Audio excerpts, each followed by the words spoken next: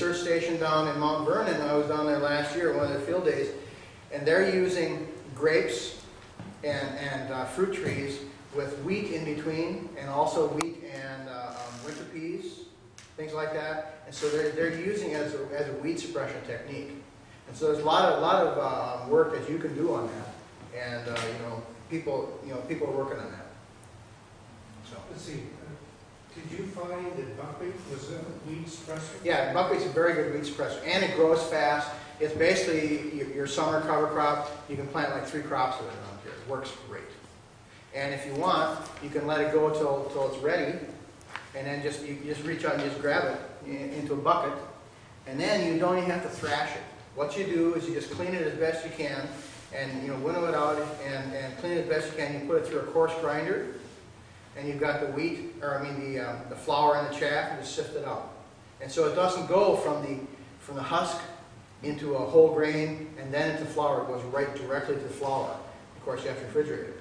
So the best thing, like I did last year, is to just have buckets of buckwheat, and when you need some, just grind it up, coarse grind, and your hand grinder. It doesn't take more than a couple minutes. It works great. And then you have buckwheat flour for your pancakes.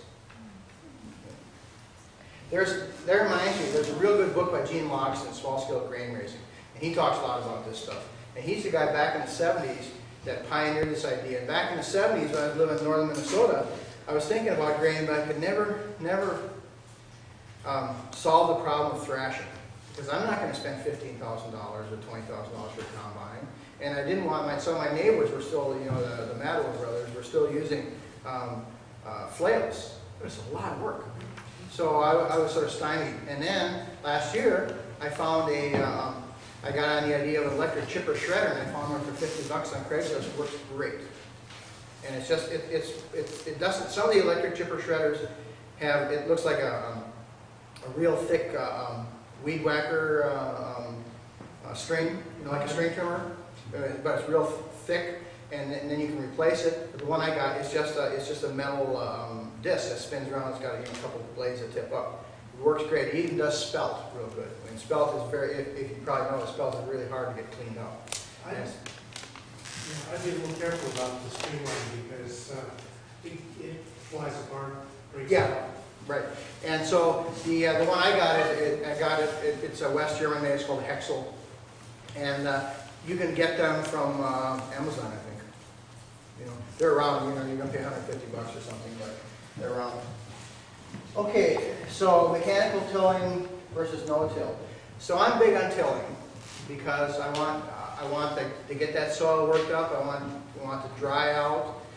There are a lot of people who don't like tilling. They figure that they can use lasagna mulching. We put a really good book out called Weedless Gardening, it's called, and his whole idea is put it on top of the soil and let it work through just like it does in the forest.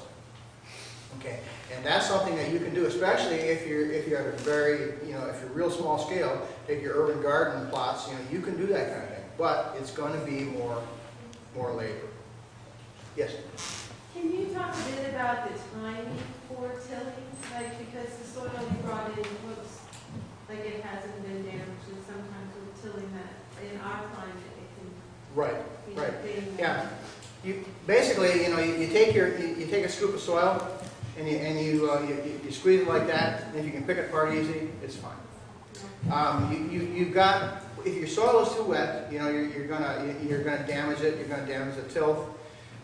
Some people say that you can till too much, and I'm sure you certainly can. There's another thing called a plow sole, where people they use the plow at the same depth year after year after year, and the bottom of that moldboard plow just kept pressing it down.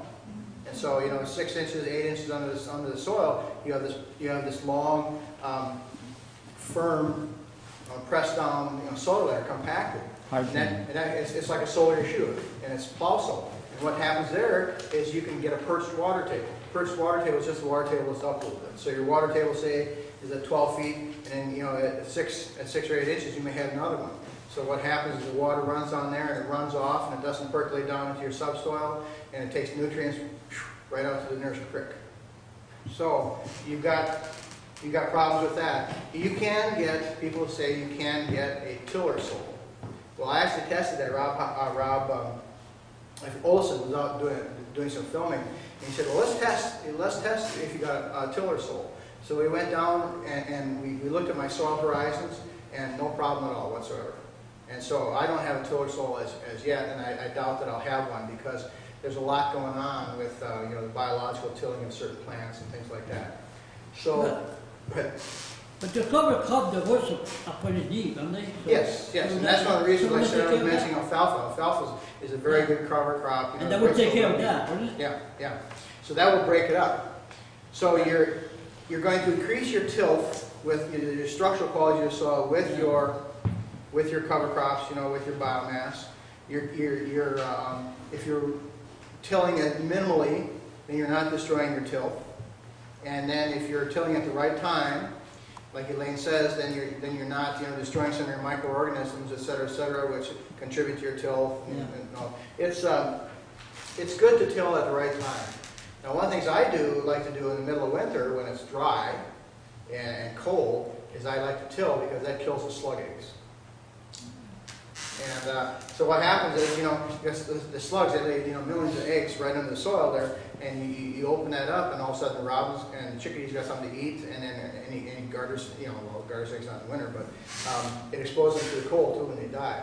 So that, you know, by tilling a little bit in the winter, that has really cut down our slug population more than anything else. Of course, Tony and I still go out and pick them in containers like this. And that's another thing, is that these are great. These, you can take, you go eat a lot of yogurt, you know. And you take and you got your slug, you just brush them right off, you never even have to touch them. And then you cover that up. Yeah. Yeah, you cover that up, and then you just throw it in the garbage. Yeah. And you know, to paraphrase one of these movies, they're only slugs, Beowulf. In other words, you know, don't be too worried about that they're a terrible person because you're killing them, you know. That's just slugs.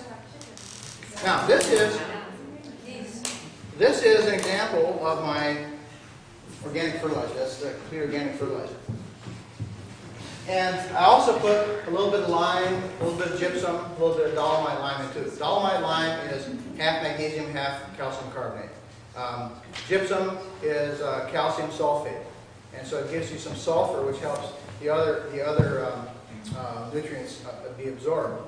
And then the egg lime is just calcium carbonate. I also put some glacier dust in, which I get from Canada. I put about 5 pounds of that in because that has a lot of trace minerals too. And if you get granite dust, you can put that in, and that has a little bit of potassium in too. So what is